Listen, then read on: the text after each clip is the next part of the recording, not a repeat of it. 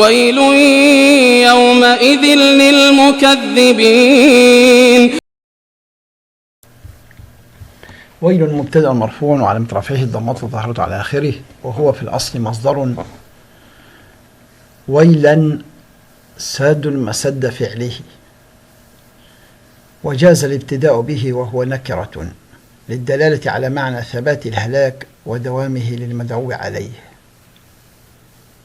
يومئذ يوم ظرف زمان منصوب متعلق بيوم الفصل، وهو مضاف إلى مثله إذن المضاف إليه المجرور، والتنوين عوض عن جملة تفيد ما تقدم من هول الموقف، فحذفت الجملة وناب منابها التنوين، فاجتمع ساكنان وهما الذال وتنوين العوض، فكسرت الذال لالتقاء الساكنين، والجملة المحذوفة المعوض عنها بالتنوين في محل جر بالإضافة، والتقدير فإذا طمست النجوم وقع ما توعدون.